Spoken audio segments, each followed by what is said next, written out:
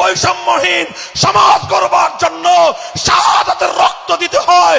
আবু সাঈদের মতো বৈষম্যের বিরুদ্ধে বুক পেতে দিয়ে জীবন দেওয়ার জন্য শপথ নিতে হবে।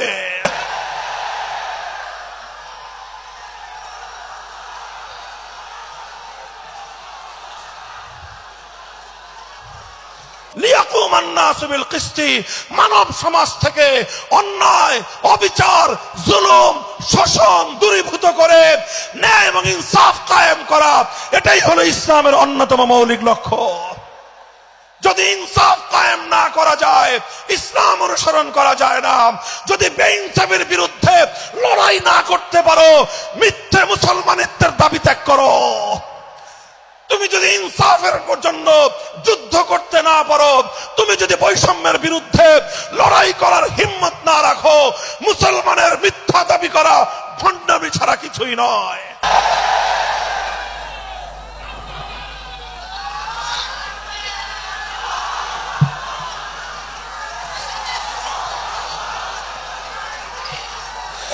মুহতারাম সভাপতি, উপস্থিত হযরত উলামায়ে কেরাম, সম্মানিত শ্রদ্ধাভাজন আমার বয়োজ্যেষ্ঠ মুরব্বী সাহেবান, সমবেত ইসলাম প্রিয়, কোরআন প্রেমিক, নবী প্রেমিক, তাওহীদি মুসলমান ভাই ও বন্ধুগণ,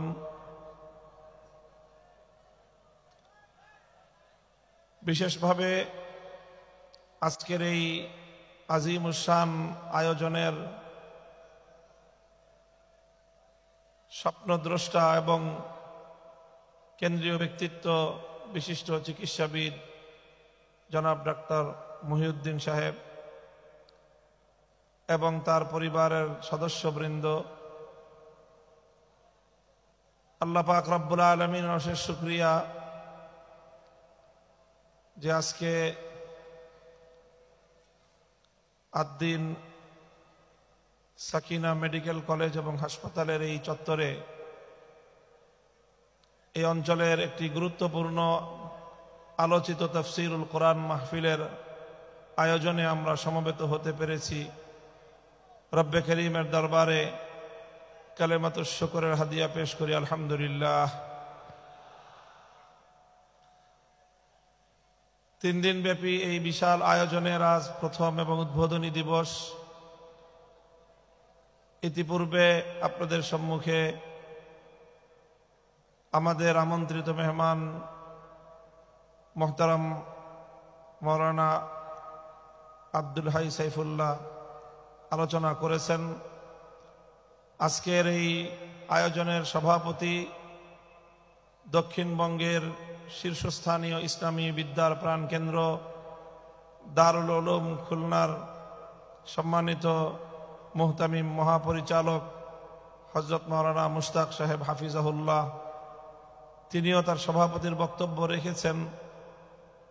এ পর্যায়ে আমিও আপনাদের সম্মুখে উপবিষ্ট হয়েছি, আদিষ্ট হয়েছি কোরআনে পাকের কিছু আলোচনা আপনাদের সম্মুখে উপস্থাপন করার জন্য।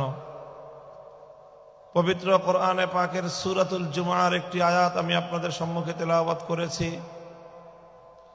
একটি ঐতিহাসিক আয়াত, যে আয়াতের মধ্যে আল্লাহ পাক রব্বুল আলামিন বিশ্ব মানবতার মুক্তির দূত, আল্লাহর প্রেরিত সর্বশ্রেষ্ঠ রাসূল মুহাম্মদ সাল্লাল্লাহু আলাইহি ওয়াসাল্লামের আগমনের উদ্দেশ্য এবং পৃথিবীতে তার পালিত ঐতিহাসিক কর্মসূচি সম্পর্কে একটি ধারাবাহিক আলোচনা আল্লাহ এখানে করেছেন। এই আয়াতের আলোচনার মাধ্যমে আমরা বুঝতে পারব যে মহানবী মুহাম্মদুর রাসূলুল্লাহ সাল্লাল্লাহু আলাইহি ওয়াসাল্লাম তিনি যে এক বিপ্লব সাধন করেছিলেন। একটি অন্ধকার এবং জাহেলি যুগে তিনি মরুচারী এক জাতির নিকট আগমন করে সেই আরব্য মরুচারী অসভ্য বর্বর একটি জাতিকে পৃথিবীর ইতিহাসের সবচেয়ে উন্নত, সুসভ্য, সবচেয়ে আলোকিত জাতিতে পরিণত করেছেন, যারা শুধু আরব ভূখণ্ডেই নয় পৃথিবীর এক প্রান্ত থেকে আরেক প্রান্ত পর্যন্ত আলোকবর্তিকা হয়ে, সভ্যতার মশাল নিয়ে, মানবতার দূত হয়ে পৃথিবীর দিকে দিকে তারা ছড়িয়ে পড়েছে এবং সারা বিশ্বময় সূচিত হয়েছে মানব সভ্যতার এক অনন্য জাগরণ। এই যে রাসূল আকরাম সাল্লাল্লাহু আলাইহি ওয়াসাল্লাম এমন একটি ঐতিহাসিক বিপ্লব সাধন করলেন, কিভাবে তিনি করলেন, কি ছিল তার কর্মপ্রক্রিয়া, কেমন ভাবে তিনি এই সভ্যতার পরিবর্তন ঘটালেন, অন্ধকারে আলো ফোটালেন, বর্বরতার জায়গায় ইনসানিয়ত এবং মানবতার ফুল বাগিচা তৈরি করলেন, তার একটি ধারাবাহিক কর্মসূচির বিবরণ কোরআনে পাকের সূরাতুল জুমার মধ্যে আল্লাহ আলোচনা করেছেন। ঠিক একই ধরনের আরেকটি আয়াত সূরাতুল বাকারার মধ্যেও রয়েছে, কাছাকাছি আয়াত, সামান্য অগ্রপশ্চাতের একটু পার্থক্য সহ মূল কথাগুলো একইভাবে সূরাতুল বাকারার মধ্যেও আল্লাহ পাক কাছাকাছি আরেকটি আয়াত নাজিল করেছেন। সেখানে আল্লাহ বলেছেন, রব্বানা ওয়াবআস ফীহিম রাসূলাম মিনহুম ইয়াতলু আলাইহিম আয়াতিকা ওয়া ইউআল্লিমুহুমুল কিতাবা ওয়াল হিকমাতা ওয়া ইউযাক্কিহিম ইন্নাকা আনতাল আজিজুল হাকীম। এই আয়াতটি অবতীর্ণ হয়েছে খলিলুল্লাহ ইব্রাহিম আলাইহিস সালাতু ওয়াস সালামের দোয়া হিসাবে, অর্থাৎ তিনি একটি দোয়া করেছিলেন আল্লাহর কাছে। সেই দোয়ার ভাষ্য আল্লাহ পাক রব্বুল আলামিন উদ্ধৃতি আকারে সূরাতুল বাকারার মধ্যে ইব্রাহিম আলাইহিস সালাতু ওয়াস সালামের ইতিহাস বর্ণনার প্রসঙ্গে আল্লাহ আলোচনা করেছেন। তাও আরেকটি ঐতিহাসিক প্রেক্ষাপটে আল্লাহর নির্দেশে ইব্রাহিম আলাইহিস সালাম তার সন্তান ইসমাইল আলাইহিস সালামকে নিয়ে সেই মক্কার পাহাড়ি প্রান্তরে একটি উপত্যকায়, চারিদিকে পাহাড় পরিবেষ্টিত একটি জনমানবহীন, একটি অনুন্নত, অবহেলিত একটি অঞ্চলে, পাহাড়ি অঞ্চলে, পাথুরে অঞ্চলে আল্লাহর পক্ষ থেকে আদিষ্ট হয়েছিলেন আল্লাহর ঘর বাইতুল্লাহ নির্মাণ করার জন্য। বিওয়াদিন গায়রি যি যারইন, এমন একটি উপত্যকা যেখানে কোনো ফল ফসল হয় না, যেখানে কোনো ফুল ফোটে না, যেখানে কোনো বৃক্ষলতা গজায় না, অর্থাৎ মানুষকে আকৃষ্ট করার মতো সেখানে কিছুই নেই। একটি খুবই ক্ষুদ্র জনবসতি, তাও অতি সম্প্রতি যেই জনবসতিটা গড়ে উঠেছে, এমন একটি অনুন্নত, জনবিচ্ছিন্ন, অনুন্নত একটি জনবসতিতে আল্লাহ পাক নির্দেশ দিলেন সেখানে যেন আল্লাহর ঘর নির্মাণ করা হয় এবং সেই ঘরটিকেই আল্লাহ পাক রব্বুল আলামিন অনাগত ভবিষ্যতে সারা পৃথিবীর জন্য সেন্টার পয়েন্ট হিসেবে, সারা পৃথিবীর মার্কাজ হিসেবে আল্লাহ সেটাকে বিশ্ববাসীর জন্য গ্রহণযোগ্য করবেন এবং সারা পৃথিবীর নেতৃত্ব প্রদান করা হবে এই বাইতুল্লাহ থেকে, আল্লাহর ঘর থেকে, এবং সারা দুনিয়ার মানুষের কেন্দ্রবিন্দুতে পরিণত হবে এই ঘর। আল্লাহ পাক সেই ঘর নির্মাণ করার নির্দেশ দিলেন তার খলিলকে। স্বাভাবিকভাবেই খলিলুল্লাহ ইব্রাহিম আলাইহিস সালাতু ওয়াস সালামের কাছে এটা একটা বিস্ময় ছিল যে এমন একটা জনপদ, যেই জনপদে না আছে মানুষ, না আছে মানুষকে আকৃষ্ট করার মতো কোনো জিনিস, সেই জনপদের জনবিচ্ছিন্ন একটি পাহাড়ে পাথুরে ভূমিতে এই ঘরটি নির্মাণ করা হলে সেই ঘর কিভাবে সারা দুনিয়ার মানুষের জন্য কেন্দ্রে পরিণত হবে, কিভাবে? এটাকে কেন্দ্রে পরিণত করতে হলে প্রয়োজন হবে এখানে কেন্দ্রীয় কিছু কর্মসূচির, যেই কর্মসূচির মাধ্যমে আল্লাহর ঘর বাইতুল্লাহ সারা পৃথিবীর মানুষের জন্য কেন্দ্রে পরিণত হবে, এখানে একটা মার্কাজ গড়ে উঠবে। আর সেটা গড়ে উঠবার জন্য ইব্রাহিম আলাইহিস সালাতু ওয়াস সালাম বুঝতে পেরেছিলেন যে একটি মার্কাজ, একটা সেন্টার গড়ে উঠবার জন্য প্রয়োজন হলো একজন কেন্দ্রীয় ব্যক্তিত্বের। এই জন্য ইব্রাহিম আলাইহিস সালাতু ওয়াস সালাম আল্লাহর কাছে দোয়া করলেন বাইতুল্লাহ নির্মাণ করে, যে আল্লাহ, এই ঘর তোমার ঘর কাবা, এই কাবা সারা দুনিয়ার মানুষের কেন্দ্রবিন্দুতে যদি পরিণত হতে হয়, তাহলে এখানে তুমি এমন একজন মহামানব পাঠাও, যে মহামানব তার কর্মসূচির মাধ্যমে সারা দুনিয়ার মানুষকে বাইতুল্লাহর দিকে আকৃষ্ট করবে এবং বাইতুল্লাহর দিকে সারা পৃথিবীর মানুষের মন মস্তিষ্ক এবং তাদের মনোযোগকে নিবিষ্ট করবে, আকৃষ্ট করতে পারবে। তখন ইব্রাহিম আলাইহিস সালাম আল্লাহর কাছে দোয়া করলেন, হে আল্লাহ, তুমি একজন মানুষ এখানে পাঠাও, একজন মহামানব তুমি পাঠাও, একজন রাসূল তুমি পাঠাও, যেই রাসূলের কিছু কর্মসূচির কথা ইব্রাহিম আলাইহিস সালাম উল্লেখ করেছেন। ইব্রাহিম আলাইহিস সালাম তার দোয়ার মধ্যে যেই রাসূলের জন্য তিনি কামনা ব্যক্ত করেছেন, দোয়া করেছেন আল্লাহর কাছে, সেই রাসূলের জন্য তিনি 4টি কর্মসূচি এবং 4টি বৈশিষ্ট্যের কথা উল্লেখ করেছেন। বিস্ময়কর বিষয় হলো, ইব্রাহিম আলাইহিস সালাতু ওয়াস সালাম যেই 4টি বৈশিষ্ট্যের কথা উল্লেখ করেছিলেন, তার দোয়ার মধ্যে তার সেই কামনীয় মহান রাসূলের জন্য 6000 বছর পরে আল্লাহ পাক রব্বুল আলামিন যখন সেই মক্কার মাটিতে, সেই মক্কার ভূখণ্ডে, সেই বাইতুল্লাহর নগরে তিনি যখন ইব্রাহিম আলাইহিস সালামের দোয়ার সেই স্বপ্ন পুরুষ মুহাম্মদুর রাসূলুল্লাহ সাল্লাল্লাহু আলাইহি ওয়াসাল্লামকে আল্লাহ নবুয়ত দিয়ে প্রেরণ করলেন, তখনও আল্লাহ পাক রব্বুল আলামিন এই মহান নবীর কর্মসূচি হিসেবে সেই 4টি বিষয়কেই উল্লেখ করলেন, যেই 4টি বিষয়কে উল্লেখ করে 6000 বছর আগে ইব্রাহিম আলাইহিস সালাম এরকম একজন মহামানব পাঠানোর জন্য আল্লাহর কাছে আকুতি জানিয়েছিলেন। ইব্রাহিম আলাইহিস সালাম বলেছিলেন, রব্বানা ওয়াবাস ফীহিম রাসূলাম মিনহুম ইয়াতলু আলাইহিম আয়াতিকা ওয়া ইউআল্লিমুহুমুল কিতাবা ওয়াল হিকমাহ ওয়া ইউযাক্কিহিম ইন্নাকা আনতাল আজিজুল হাকীম। আমরা এখানে ধারাবাহিকভাবে ইব্রাহিম আলাইহিস সালামের দোয়া এবং 6000 বছর পরে সেই দোয়ার স্বপ্ন প্রতিশ্রুত পুরুষ মুহাম্মদুর রাসূলুল্লাহ সাল্লাল্লাহু আলাইহি ওয়াসাল্লামের আগমনের প্রাক্কালে আল্লাহ পাক রব্বুল আলামিন সেই নবীর যেই কর্মসূচিগুলো উল্লেখ করেছেন, ধারাবাহিকভাবে সেই 4টি কর্মসূচির আমরা আলোকপাত করব, আলোচনা করব। এটাই হলো আজকে আমার তাফসীরুল কোরআনের আলোচ্য বিষয়। প্রথম কর্মসূচির কথা আল্লাহ পাক বলেছেন।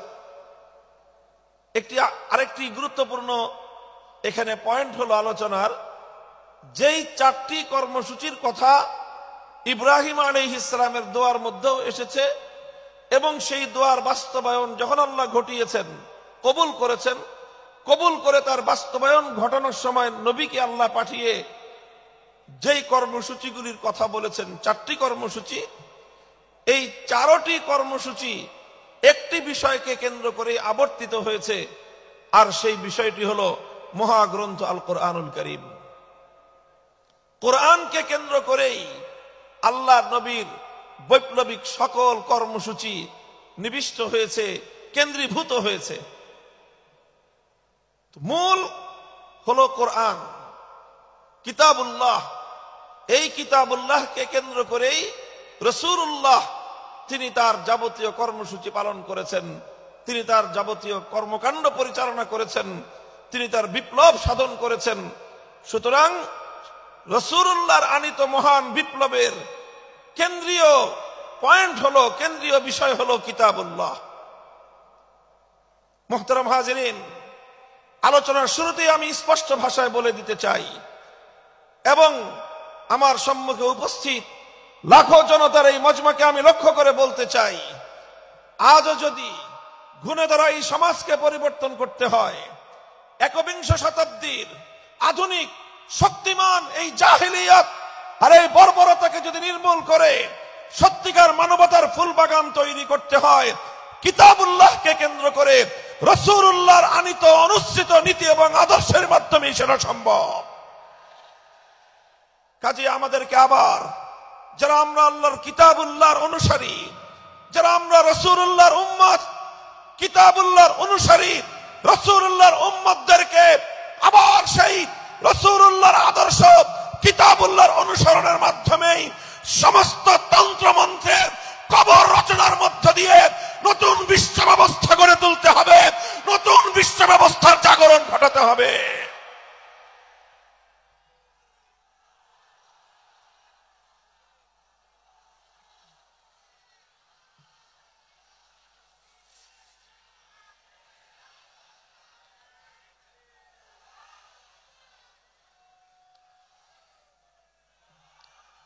মুহতারাম হাজিরিন, রাসূল আকরাম সাল্লাল্লাহু আলাইহি ওয়াসাল্লাম যেই 4 কর্মসূচির মাধ্যমে পৃথিবীর আমূল পরিবর্তন ঘটিয়েছিলেন, আমি আবারও স্মরণ করিয়ে দিচ্ছি। নবীজির 4টি কর্মসূচিরই কেন্দ্রবিন্দু ছিল কোরআন, কিতাবুল্লাহ। কিতাবুল্লাহকে কেন্দ্র করে রাসূলুল্লাহর সারা জীবনের সমস্ত দায়িত্ব পালিত হয়েছে। প্রথম দায়িত্ব ছিল আল্লাহর পয়গম্বরের, রব্বানা ওয়াবাস ফীহিম রাসূলাম মিনহুম ইয়াতলু আলাইহিম আয়াতিক।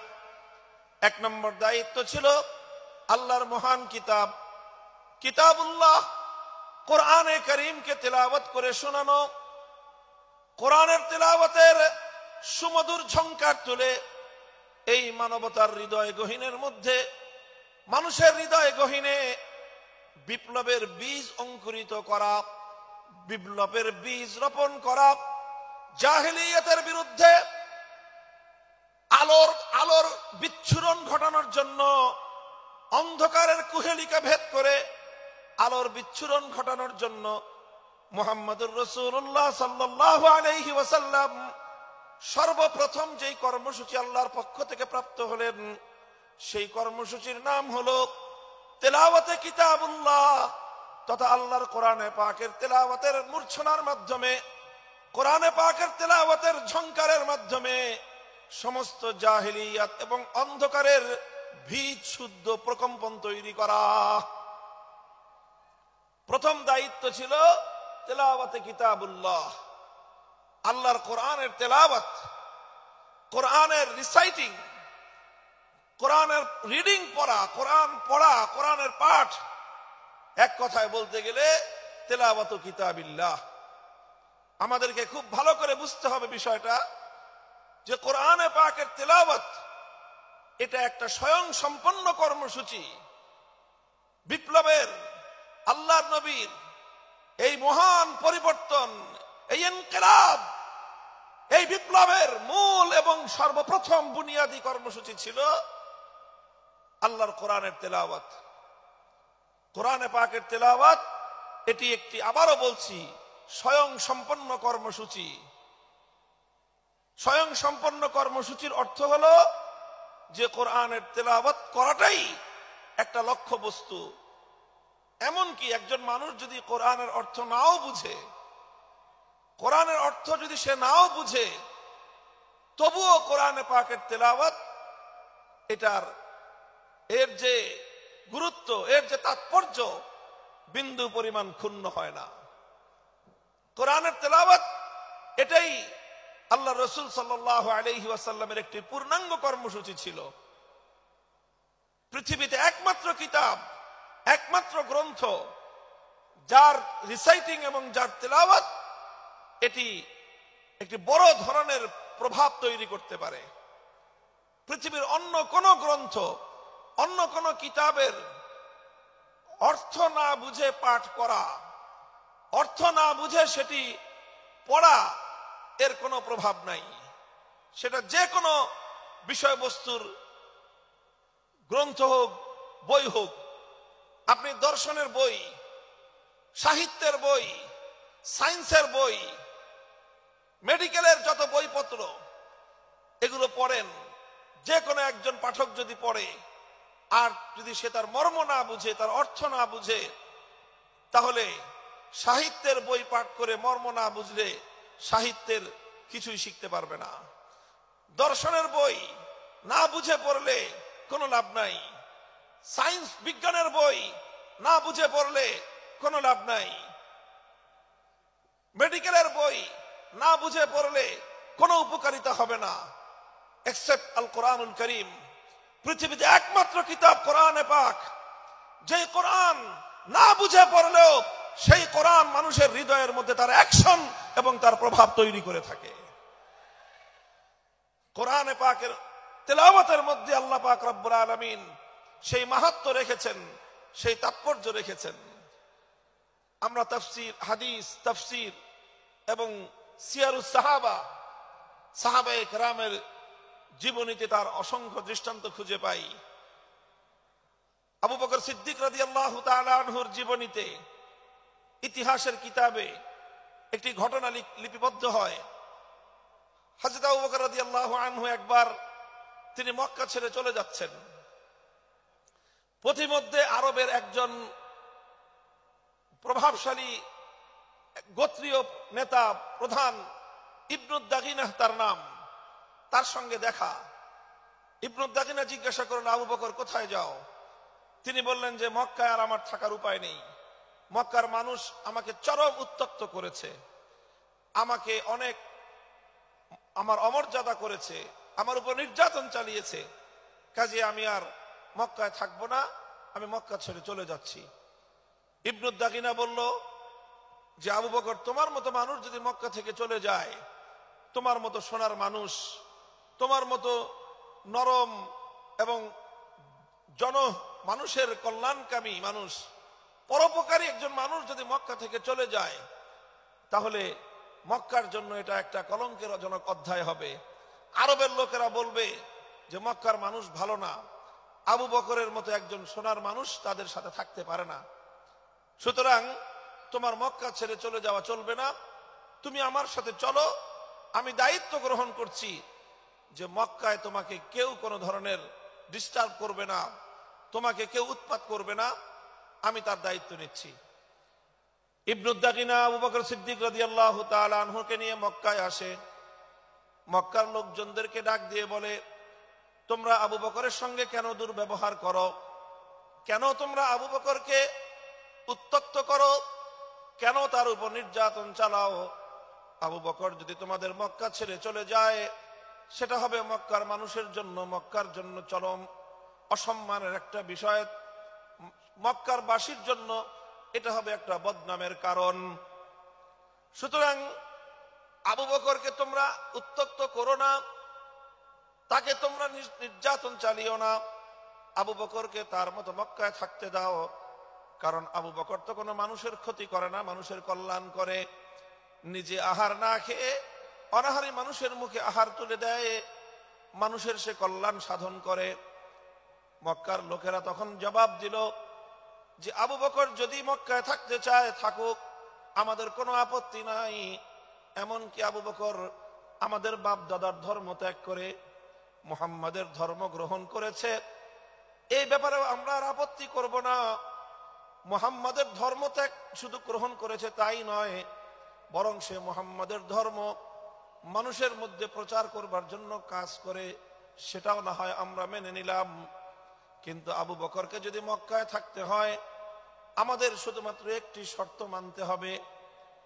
আবু বকর আল্লাহর কোরআনের তেলাওয়াত করে, কালামুল্লাহ শরীফের তেলাওয়াত করে, সে তেলাওয়াত করুক, সেটাতেও আমরা বাধা দিব না, কিন্তু শুধুমাত্র আমাদের একটা শর্ত মানতে হবে, আবু বকরকে কোরআনের তেলাওয়াত করতে হবে তার ঘরের দুয়ার বন্ধ করে, ঘরের ভিতরে, ঘরের দুয়ার খুলে উঠোনে দাঁড়িয়ে, উন্মুক্ত প্রান্তরে দাঁড়িয়ে আবু বকর আল্লাহর কোরআন তেলাওয়াত করে, এটা করতে পারবে না। ইবনুদ দাগিনা জিজ্ঞাসা করলো কারণ কি? ঘরটারও মালিক আবু বকর, ঘরের যে উঠোন সেই উঠোনের মালিকও আবু বকর, ঘরের উঠোনে, ঘরের বাইরে দাঁড়িয়ে, বারান্দায় দাঁড়িয়ে যদি আবু বকর তেলাওয়াত করে তোমাদের সমস্যা কোথায়? মক্কার লোকেরা তখন জবাব দিল যে আবু বকর যখন ঘরের বাইরে উন্মুক্ত উঠোনে দাঁড়িয়ে আবেগ মাখা কণ্ঠে আল্লাহর কোরআনে পাকের তেলাওয়াত করতে থাকে, তখন আবু বকর সিদ্দিকের এই কোরআনের তেলাওয়াত এটা মন্ত্রমুগ্ধের মতো, এটা চুম্বকের মতো আমাদের মানুষগুলোকে আকর্ষণ করতে থাকে। এমনকি আমরা ঘরের মধ্যে আমাদের ছোট্ট ছোট্ট শিশুদেরকে পর্যন্ত দড়ি দিয়ে বেঁধে রাখতে পারি না। বাঘ ভাঙ্গা জোয়ারের মতো আবু বকরের কোরআনের তেলাওয়াত এটা লোহাকে যেমন চুম্বক আকর্ষণ করে টেনে নেয়, আবু বকরের তেলাওয়াতে কোরআন এভাবেই আমাদের ছোট ছোট শিশু বাচ্চাদেরকে, আমাদের ছোট ছোট শিশুদেরকে পর্যন্ত আবু বকরের দিকে, কোরআনের তেলাওয়াতের দিকে আকৃষ্ট করে টেনে নিয়ে আসে। কোরআন তেলাওয়াত করুক, আপত্তি নাই, কিন্তু এমন ভাবে তেলাওয়াত করতে হবে যেন আমাদের মানুষের কর্ণকুহরে কোরআনের তেলাওয়াতের আওয়াজ পৌঁছতে না পারে। মুহতারাম হাজিরিন, ইতিহাস বলে এভাবেই শুধু আল্লাহর কোরআনের তেলাওয়াত এটাই সর্বপ্রথম মক্কার কায়েমি স্বার্থবাদীদের জাহিলিয়াতের ভিত শুদ্ধ কাঁপিয়ে দিয়েছিল। কোরআনের তেলাওয়াতের মধ্যে আল্লাহ পাক রব্বুল আলামিন সেই অ্যাকশন এবং সেই প্রভাব রেখে দিয়েছেন, সেই তাসির রেখে দিয়েছেন। বলেন সুবহানাল্লাহ। আজ কোরআনে পাকের তেলাওয়াত আমরা ছেড়ে দিয়েছি, ভুলে গিয়েছি। খুবই স্বল্প পরিমাণ মানুষ উম্মতের মধ্য থেকে আল্লাহর কোরআনে পাকের বিশুদ্ধ তেলাওয়াত করতে পারে। কোরআনের সেই তেলাওয়াতের সেই পরিবেশ আবার জিন্দা করা চাই। যারা ইসলামী সমাজ গঠন করতে চায়, যারা জাহিলিয়াতকে দূর করে অন্ধকারকে তিরোহিত করে আলোক বর্তিকা প্রজ্বলিত করতে চাই, দিকে দিকে মানুষের কানে কানে প্রতিটি ঘরে ঘরে আল্লাহর কোরআনের তেলাওয়াতের সুরের মূর্ছনায় এই জাহিলিয়াতের কবর রচনা করবার বিপ্লব শুরু করতে হবে।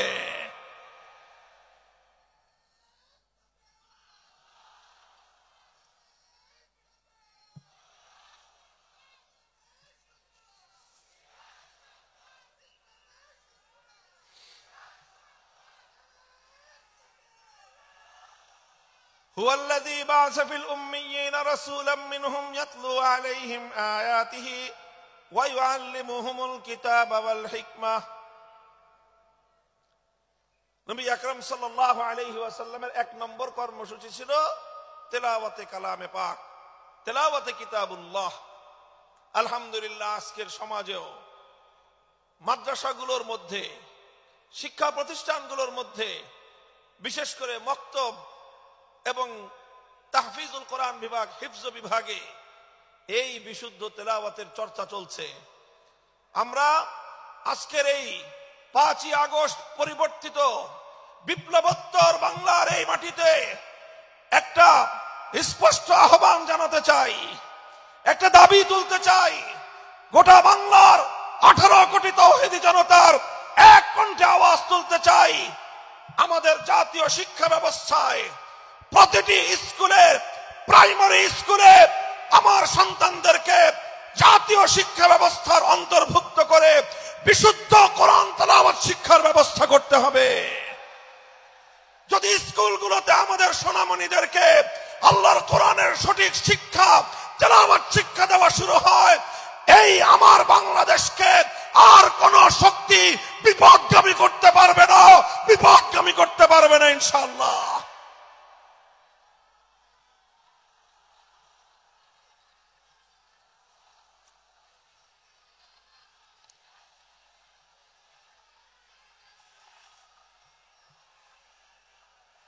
এদেশের মুসলমানদের ট্যাক্সের পয়সা দিয়ে, রাষ্ট্রীয় অর্থে আমাদের সন্তানদের শিক্ষা ব্যবস্থা পরিচালিত হয়। সেই শিক্ষা ডারউইনের মতবাদ শেখানো হবে। সেই শিক্ষা ব্যবস্থায় সেখানে নানা ধরনের গাঁজাখুরি গল্প শেখানো হবে। সেখানে বিবর্তনবাদের মতো চরম বিতর্কিত, অগ্রহণযোগ্য মতবাদ শিক্ষা দেওয়ার নামে সভ্য যুগে অসভ্যতা এবং বর্বরতার শিক্ষা দেওয়া হবে। ট্রান্সজেন্ডারের মতো চরম বিতর্কিত শিক্ষা দেওয়া হবে।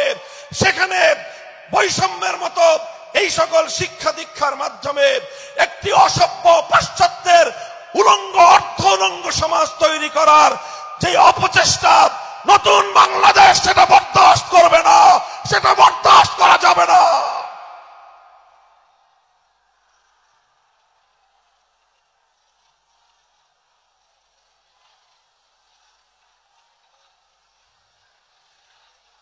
এই জন্য আমরা যে কথা বলছি, কোরআনকে ঘরে ঘরে পৌঁছাতে হবে, প্রতিটি শিশুর হৃদয়ে আল্লাহর কোরআনের আলো জ্বালতে হবে। আমাদের জাতীয় শিক্ষা ব্যবস্থায় প্রতিটি প্রাইমারি স্কুলে একজন কোরআনের শিক্ষক নিয়োগ দিয়ে বিশুদ্ধ তেলাওয়াতের এই আওয়াজ আজ বাংলাদেশে গণদাবিতে পরিণত করতে হবে। নিজেদের অধিকার যদি স্বাভাবিকভাবে আদায় না হয়, যে কোনো মূল্যে আগামী ভবিষ্যৎ প্রজন্মের ঈমান এবং আকীদা রক্ষার জন্য আদায় করে নিতে হবে, আদায় করে নিতে হবে।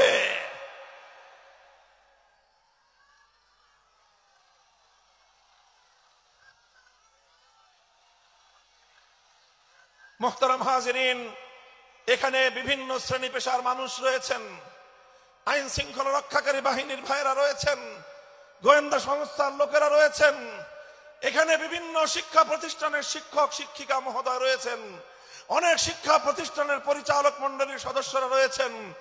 আপনারা সকলেই বিবেচনা করে দেখুন যে এত কিছু শিক্ষা দেওয়া হয়, এতগুলো সাবজেক্ট পড়ানো হয়, এত শিক্ষক শিক্ষিকা জাতীয় শিক্ষা ব্যবস্থার শিক্ষাঙ্গনগুলোতে রাষ্ট্রীয়ভাবে প্রতিপালিত হয়, তাদের সকলের আয়োজন হয়, অথচ কোটি কোটি কচি কাঁচা শিক্ষার্থীদের জন্য জাতীয় শিক্ষা ব্যবস্থায় আল্লাহর কোরআনের বিশুদ্ধ তেলাওয়াতটুকু শিক্ষা দেওয়া হলো না। একটি মুসলিম জাতি হিসেবে আমাদের জন্য এর চেয়ে দুঃখজনক, এর চেয়ে লজ্জাজনক আর কোনো বিষয় থাকতে পারে না। এমন বাংলাদেশ দেখার জন্য শরীয়তুল্লাহরা রক্ত দেয় নাই, এমন বাংলাদেশ দেখার জন্য তিতুমিররা বাঁশের কেল্লা গড়ে নাই। আমাদেরকে অনেক বঞ্চিত করা হয়েছে, আমাদেরকে বিপদগামী করার জন্য জাতীয় আন্তর্জাতিক আভ্যন্তরীণ এবং বহির শত্রুরা একযোগে অনেক ষড়যন্ত্র করেছে। এবার সমস্ত ষড়যন্ত্রের জাল ছিন্ন করবার সময় এসেছে। আমরা সকলেই যদি যার যার জায়গা থেকে এই আওয়াজ উঠাই যে সব শিক্ষা থাকতে পারবে, সমস্ত কিছু শিখবে আমাদের শিক্ষার্থীরা, প্রাইমারি লেভেলে অন্তত বিশুদ্ধ তেলাওয়াতের শিক্ষা থাকবে না কেন? আল্লাহ পাক রব্বুল আলামিন আমাদের এই ঈমানি দাবি উপলব্ধি করে এই রাষ্ট্র ব্যবস্থাকে যথাযথ পদক্ষেপ গ্রহণ করার তৌফিক দান করুন। এটা ছিল প্রথম কর্মসূচির কথা বলছিলাম। ইয়াতলু আলাইহিম আয়াতিক, এমন একজন পয়গম্বর, যেই পয়গম্বরের প্রথম কর্মসূচি হবে আল্লাহর কোরআনকে তেলাওয়াত করে শোনানো, কোরআনে পাকের রিসাইটিং, কোরআনের পাঠ, কোরআনের রিডিং পড়ে শোনানো। এটাই হলো একটা বৈপ্লবিক কর্মসূচি।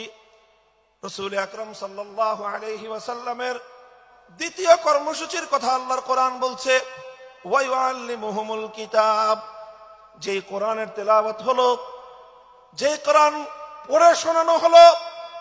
এক নম্বর কর্মসূচির মাধ্যমে কোরআনকে তেলাওয়াত করে মানুষের কানে কানে পৌঁছে দেয়া হলো।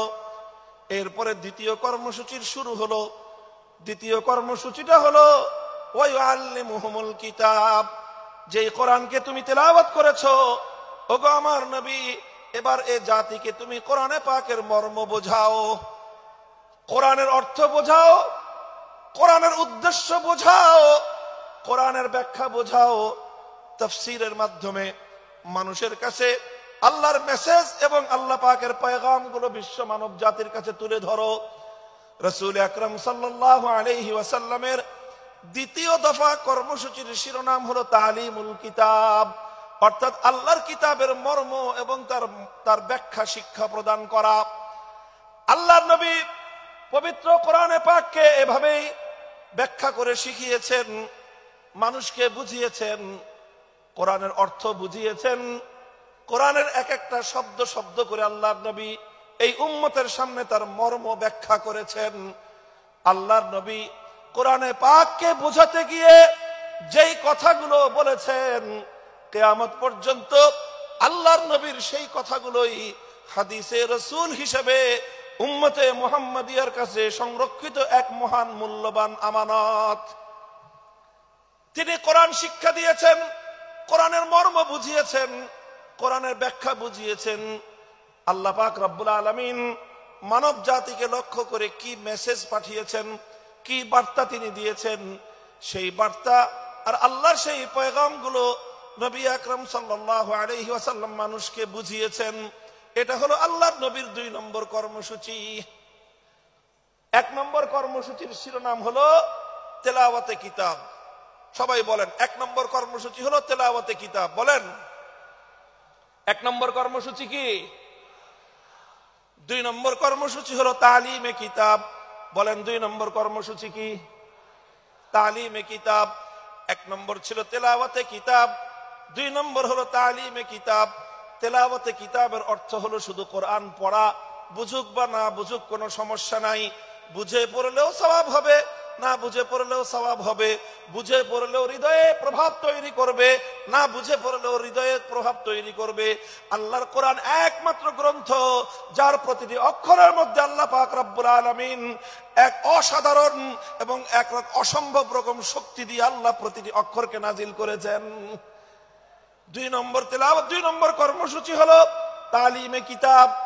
1 নম্বর কর্মসূচির মাধ্যমে যে কোরআনকে তেলাওয়াত করা হলো, 2 নম্বর কর্মসূচির মাধ্যমে এবার সেই কোরআনের মর্ম এবং তার ব্যাখ্যা শিক্ষা দেওয়া হবে। আল্লাহর রাসূল সাল্লাল্লাহু আলাইহি ওয়াসাল্লাম উম্মতকে 23 বছরে একটা একটা অক্ষর করে তার মর্ম শিক্ষা দিয়েছেন। সাহাবায়ে কেরাম আল্লাহর নবীর কাছ থেকে কোরআনের মর্মগুলো শিখেছেন শুধুমাত্র আরবি ভাষার মাধ্যমে। আরবের সাহাবীরা আল্লাহর কোরআনকে যথাযথ বুঝতে পারেন নাই, আরবি ভাষার মাধ্যমে অনেক জায়গায় তারা উল্টো বুঝেছেন। আল্লাহর উদ্দেশ্য তারা উদ্ধার করতে পারেননি, আল্লাহর মর্ম তারা উপলব্ধি করতে পারেননি, বরং আল্লাহর কোরআনের অর্থ বুঝতে গিয়ে সাহাবায়ে কেরামকে, আরবের মানুষকে প্রতিটি পদে পদে আল্লাহর পয়গম্বর মুহাম্মদুর রাসূলুল্লাহ সাল্লাল্লাহু আলাইহি ওয়াসাল্লামের দ্বারস্থ হতে হয়েছে। আর আল্লাহর নবী প্রতিটি আয়াতকে উম্মতের সামনে এভাবে ব্যাখ্যা করে করে বুঝিয়ে দিয়েছেন। বুঝা গেল কথা? আপনারা রিপ্লাই দিয়েন, কথা বুঝতে পারলেন? তাহলে কোরআনে পাকের রাসূলুল্লাহ সাল্লাল্লাহু আলাইহি ওয়াসাল্লামের 1 নম্বর কর্মসূচি ছিল তেলাওয়াতে কিতাব। 2 নম্বর কর্মসূচি কি ছিল? তালিমে কিতাব। কি ছিল? তালিমে কিতাব। এটা ছিল 2 নম্বর কর্মসূচি। তালিমে কিতাবের অর্থ হলো আল্লাহ যা কিছু বলেছেন তার মর্ম, তার উদ্দেশ্য, তার ব্যাখ্যা, এটাকে এক্সপ্লেইন করে, এটাকে বিস্তারিত বিবরণের মাধ্যমে মানুষকে বুঝিয়ে দেওয়া, উম্মতকে বুঝিয়ে দেয়া, আল্লাহর বান্দাদেরকে বুঝিয়ে দেয়া। আল্লাহ এজন্যই বলেছেন وأنزلنا إليك الذكرى لتبين للناس ما نزل إليهم ولعلهم يتفكرون। ওগো আমার নবী, আমি আমার এই মহাগ্রন্থ কোরআনে পাক আপনার কাছে নাজিল করেছি। পাহাড়ের উপর আমি অবতীর্ণ করি নাই, আসমানের উপর আমি অবতীর্ণ করি নাই, বাইতুল্লাহর উপর আমি অবতীর্ণ করি নাই, অন্য কোন কিছুর উপর আমি আমার এই কোরআনকে অবতীর্ণ করি নাই। আমার এই কোরআন আমি আপনার নিকট এজন্যই নাজিল করেছি কারণ আপনার ব্যাখ্যা ছাড়া এই উম্মত এবং এই বিশ্ববাসী আল্লাহর কালামকে পরিপূর্ণভাবে এর অর্থ কোনদিন এর অর্থ বুঝতে পারবে না, এর মর্ম উদ্ঘাটন করতে পারবে না। এজন্য নবীর 2 নম্বর কর্মসূচি হলো কোরআনে পাকের ব্যাখ্যা বুঝানো। তিনি আলহামদুলিল্লাহ সেই ব্যাখ্যা বুঝিয়েছেন, তিনি সেই মর্ম শিখিয়েছেন। আলহামদুলিল্লাহ আজও উম্মতের মধ্যে কোরআনের অর্থ বোঝানোর প্রক্রিয়া অব্যাহত আছে। মাদ্রাসা শিক্ষার মাধ্যমে এদেশের সোনার সন্তানদেরকে 10 বছরের দীর্ঘ কারিকুলামের মাধ্যমে কোরআনের ব্যাখ্যা শেখানো হয়। 5 বছরের কারিকুলামের মাধ্যমে তাদেরকে কোরআনের তেলাওয়াত শেখানো হয়েছে। এরপরে 10 বছরের শিক্ষা কারিকুলামের মাধ্যমে তাদেরকে কোরআনের ব্যাখ্যা শেখানো হয়। আর এভাবে ওলামায়ে কেরাম তাফসীর গ্রন্থ লিখে লিখে, কোরআনে পাকের অনুবাদ গ্রন্থ লিখে লিখে মানুষের কাছে কোরআনের পয়গাম পৌঁছে দেওয়ার মাধ্যমে কোরআনের ব্যাখ্যা এবং মর্ম জাতির কাছে পৌঁছে দেওয়ার চেষ্টা করেছেন। আর এই রকম বাংলার প্রত্যন্ত অঞ্চলে, গ্রাম বাংলার শহর নগর বন্দরে তাফসীরুল কোরআন মাহফিলগুলোর মাধ্যমে এ জাতির সোনার সন্তান, এ জাতির শ্রেষ্ঠ সন্তান আলেম সমাজ এভাবেই শতাব্দী কাল পর্যন্ত এদেশের মানুষের কাছে কোরআনের বাণী, কোরআনের পয়গাম পৌঁছে দেওয়ার জন্য তাফসীরুল কোরআন মাহফিলগুলোর আয়োজন করছেন। এটা গেল দ্বিতীয় দফা কর্মসূচি। কাজেই কোরআনের মর্ম বোঝার দরকার আছে না নাই?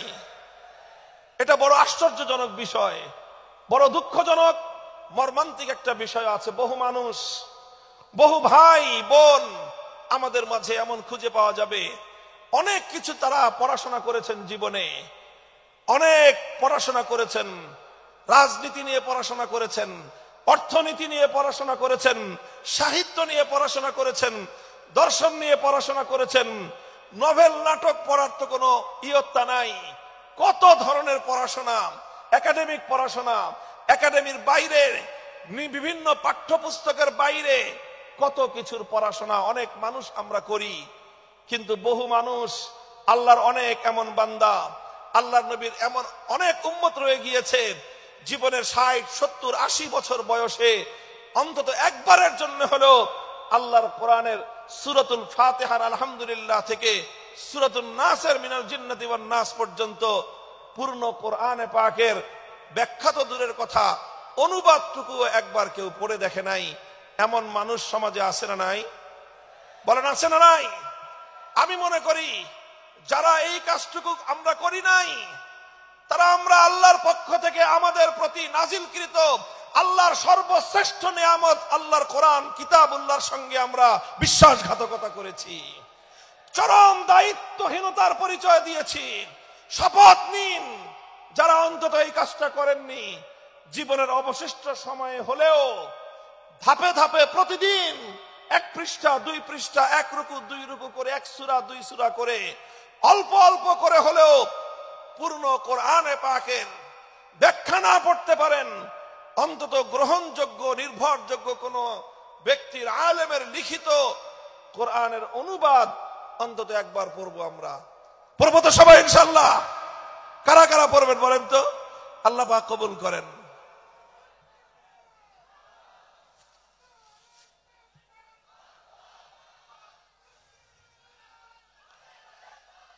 আমরা আল্লাহর কোরআনের আলো ঘরে ঘরে জ্বালতে চাই।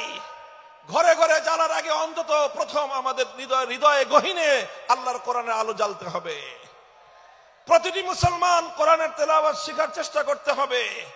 দ্বিতীয়ত, কোরআনের মর্ম বোঝার জন্য তালিমে কিতাবের কর্মসূচির আওতায় আমাদের আসতে হবে। আল্লাহর নবীর প্রথম কর্মসূচি তেলাওয়াতে কিতাবের আওতায় এসে কোরআনে পাকের তেলাওয়াত শিখতে হবে।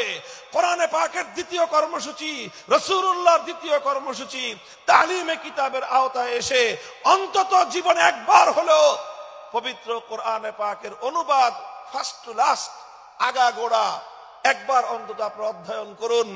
আমি আত্মবিশ্বাসের সঙ্গে বলতে পারি, একজন মানুষ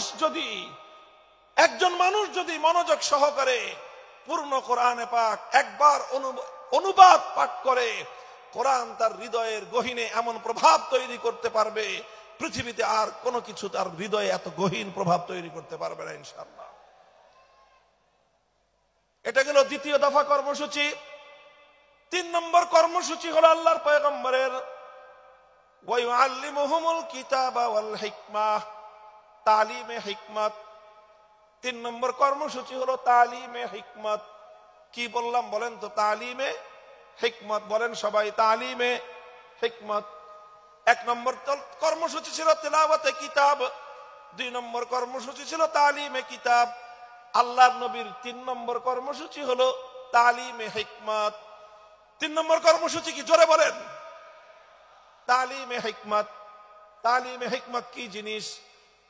তাফসীরে মারিফুল কোরআনে পাকের তাফসীরে মারিফুল কোরআনের মধ্যে আল্লামা মুফতি শফি রহমতুল্লাহি আলাইহি, পাক ভারত উপমহাদেশের মুফতি আজম, তিনি সহ অনেক মুফাসসিরিনে কেরামগণ তালিমে হিকমতের যে অগ্রগণ্য ব্যাখ্যা লিখেছেন, সেটা হলো এই তালিমে হিকমত মানে হলো যে প্রথমে কোরআনে পাকের তেলাওয়াত করা হলো, এটা ছিল 1 নম্বর কাজ।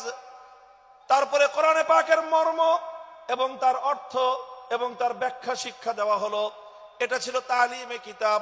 এটা ছিল 2 নম্বর কর্মসূচি। বন্ধুগণ, আল্লাহর পাক রব্বুল আলামিন তার নবীকে বলেছেন, শুধুমাত্র মৌখিকভাবে কোরআনের অর্থ বুঝিয়ে দিলেই এই জাতি আমার বান্দারা এই কোরআনকে পরিপূর্ণ অনুধাবন করতে পারবে না। শুধুমাত্র ব্যাখ্যা শোনায়ে দিলে, শুধুমাত্র অর্থ শোনায়ে দিলে, অথবা শুধুমাত্র ব্যাখ্যা পড়ায়ে দিলে, শুধু পড়ানো আর শোনানোর দ্বারাই আল্লাহর কোরআনকে এ জাতি পরিপূর্ণভাবে অনুধাবন করতে পারবে না।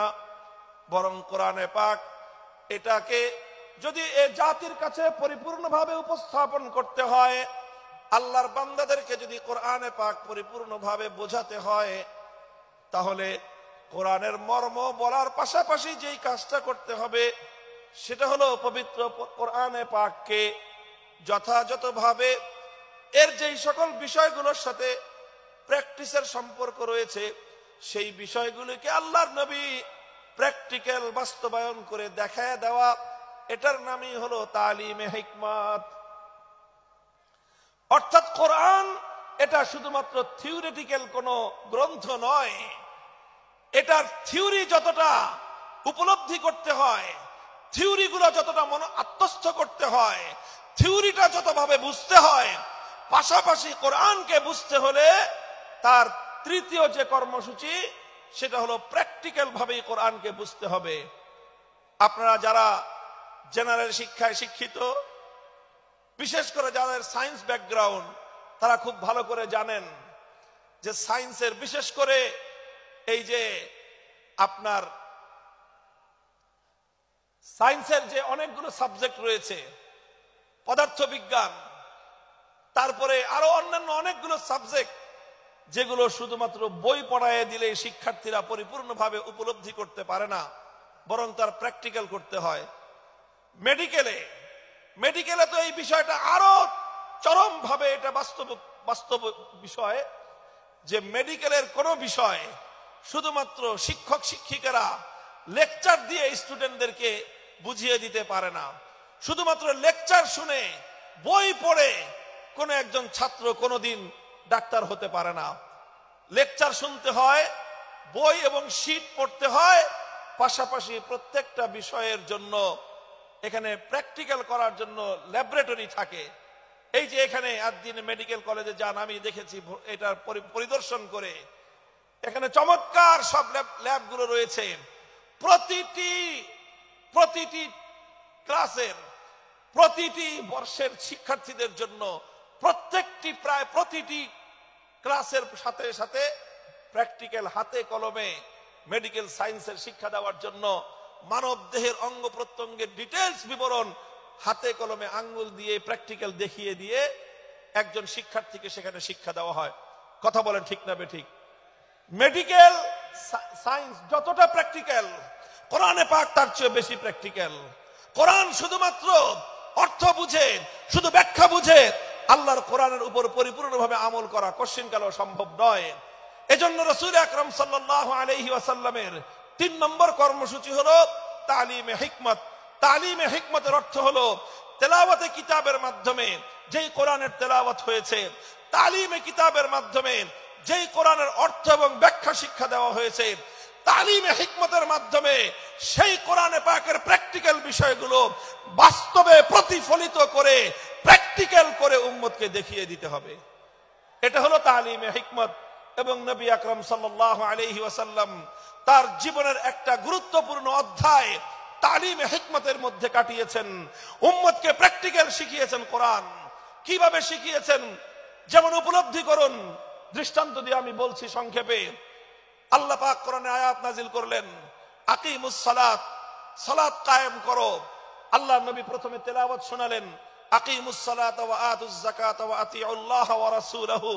তেলাওয়াত শোনালেন, 1 নম্বর কর্মসূচি পালিত হলো। তারপরে সালাতের মর্ম ব্যাখ্যা করে বোঝালেন যে সালাতের অর্থ কি।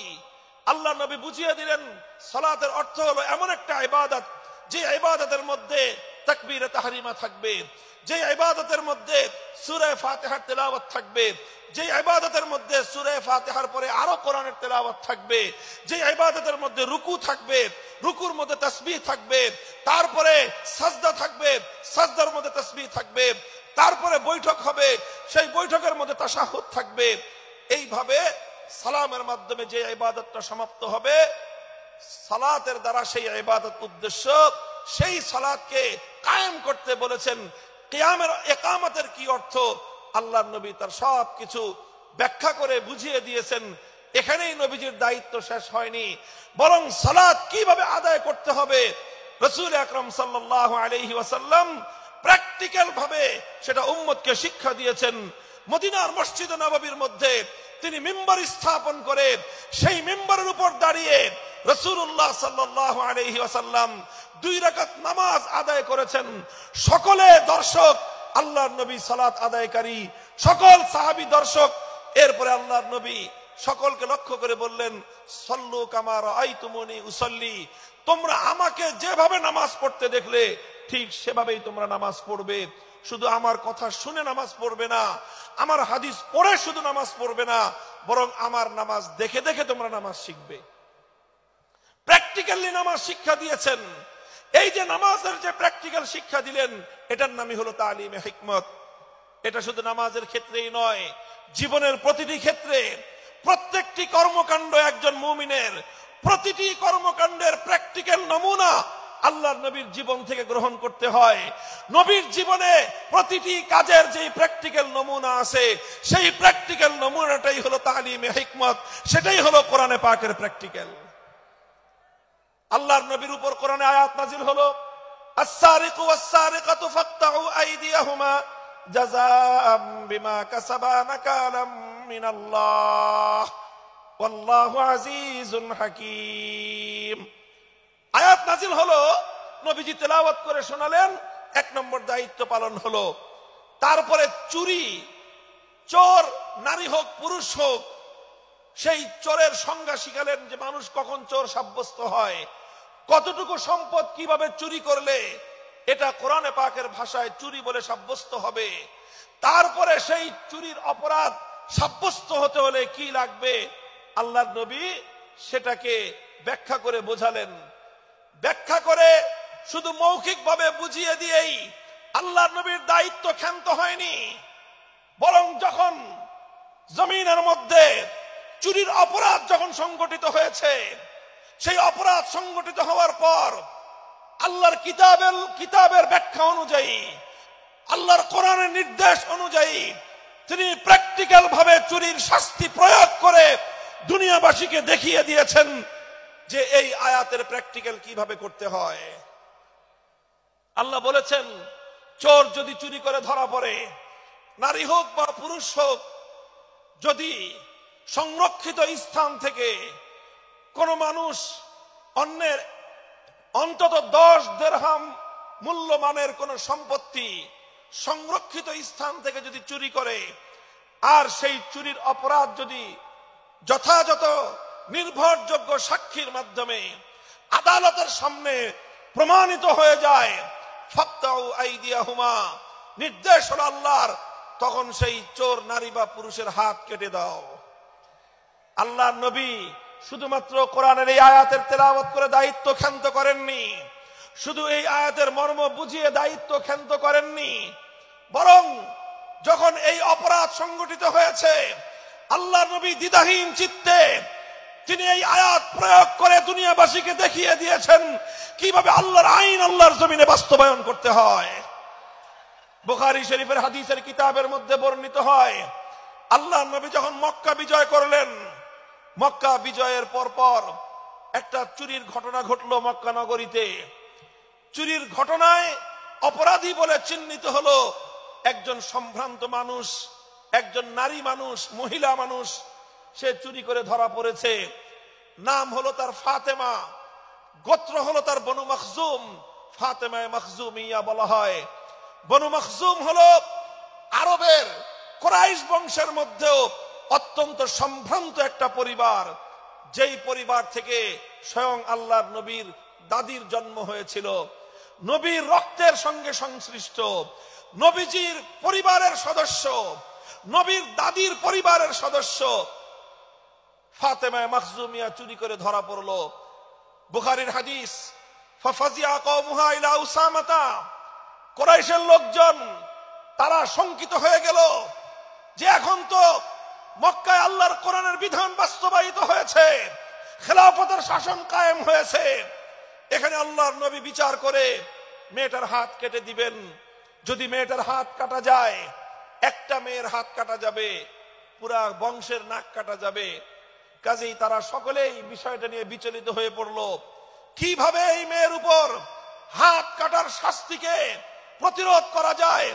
এজন্য তারা তদবির শুরু করলো। তদবিরের জন্য একজন উপযুক্ত ব্যক্তি, আল্লাহর নবীর অত্যন্ত কাছের, নবীর অত্যন্ত প্রিয় একজন ঘনিষ্ঠ সাহাবী উসামা ইবনে যায়েদ, আল্লাহর নবীর পালক পুত্রের সূত্রে তিনি নবীজির নাতি। সেই উসামা, যাকে বলা হতো হিব্বু রাসূলিল্লাহ সাল্লাল্লাহু আলাইহি ওয়াসাল্লাম, অর্থই হল আল্লাহর রাসূলের প্রিয় পাত্র, নবীজির প্রিয়তম, এটাই ছিল তার উপাধি। সেই কুরাইশ বংশের লোকজন, বনু মখজুম গোত্রের লোকজন উসামাকে এসে ধরলো, যাও, মুহাম্মদ সাল্লাল্লাহু আলাইহি ওয়াসাল্লাম সম্পর্কে তোমার দাদা লাগে, তুমি তোমার দাদাকে গিয়ে বলো এই মেয়েটার জন্য হাত না কাটা হয়, কারণ এই মেয়েটা ওনার নিজের বংশের লোক। এই মেয়েটার যদি হাত কাটা যায় পুরা কুরাইশ বংশের সম্মান ধুলোয় মিশে যাবে, স্বয়ং আল্লাহর নবী তার নিজেরও প্রেস্টিজের হ্যাম্পার হবে। কাজেই হাতটা যেন না কাটা হয়। উসামা ইবনে যায়েদ মুহাম্মদ সাল্লাল্লাহু আলাইহি ওয়াসাল্লামের কাছে গেলেন। তিনি গিয়ে সুপারিশ করলেন যে এমন একটা ঘটনা ঘটেছে, বিচার আসতেছে আপনার কাছে, এই মেয়েটার যদি হাত কাটেন তাহলে কিন্তু আপনার নিজের অসম্মান হবে, আপনার বংশের মান মর্যাদা ধুলোয় মিশে যাবে। বুখারীর হাদিস, আল্লাহর কসম খেয়ে বলতেছি, আল্লাহর নবীর সম্মুখে উসামা ইবনে যায়েদ এই তদবির এবং এই সুপারিশ করতে দেরি আল্লাহর নবী গর্জন দিয়ে উঠলেন, উসামা আতাশফাউ ফি হাদ্দিন মিন হুদুদিল্লাহ, আল্লাহর কোরআনের বিধান আমি প্র্যাকটিক্যাল বাস্তবায়ন করব, তুমি তদবির নিয়ে এসে আমার সেই প্র্যাকটিক্যাল বাস্তবায়নের ক্ষেত্রে অন্তরায় হওয়ার চেষ্টা করো। খবরদার, ভবিষ্যতে যেন তোমাকে আর এই ধরনের কর্মকাণ্ডে দ্বিতীয়বার না দেখা যায়।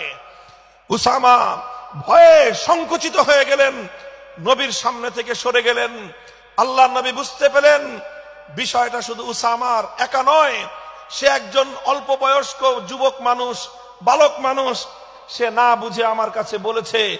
তাকে যারা প্রেরণ করেছে গোটা এই মক্কার আমার গোষ্ঠী কুরাইশ বংশের লোকেরা, তাদের মধ্যে শতাব্দীকাল সহস্রাব্দীকাল ধরে যেই জাহিলিয়াত আর যেই কুসংস্কার গড়ে উঠেছে, সেই কুসংস্কারকে এই উসামার মাধ্যমে তারা বাস্তবায়ন করার চেষ্টা করেছিল। সুতরাং শুধু উসামাকে ধমক দিলেই চলবে না, গোটা মক্কাবাসীকে সংশোধন করতে হবে। ফালাম্মা কানাল আশিয়্যু, হাদিসের ভাষ্য, বিকাল বেলায় আল্লাহর নবী বাইতুল্লাহ শরীফের সামনে দাঁড়িয়ে, পবিত্র কাবার চত্বরে দাঁড়িয়ে জাতির উদ্দেশ্যে নবীজি ভাষণ দিলেন। মক্কা বিজয়ী মহাবীর আখেরি নবী বিশ্ব নবী মুহাম্মদুর রাসূলুল্লাহ সাল্লাল্লাহু আলাইহি ওয়াসাল্লাম, মক্কা রাষ্ট্রের রাষ্ট্রনায়ক, তিনি জাতির উদ্দেশ্যে ভাষণ দিচ্ছেন। পৃথিবীর অনেক নেতা, অনেক প্রধানমন্ত্রী, অনেক রাষ্ট্রনায়ক, অনেক বিশ্ব নেতা বিশ্ব মানব জাতির উদ্দেশ্যে ভাষণ দিয়েছে, আর আল্লাহর নবীও একজন লিডার হিসেবে, একটি জাতির কর্ণধার হিসেবে জাতির উদ্দেশ্যে তিনি ভাষণ দিচ্ছেন। কম্পেয়ার করা দরকার, নবীর ভাষণ থেকে বিশ্ব নেতাদের, জাতীয় নেতাদের শিক্ষা গ্রহণ করা উচিত। আল্লাহ নবী বললেন, লক্ষ্য করে শুনুন, বাইতুল্লাহকে সামনে রেখে পবিত্র কাবা শরীফের চত্বরে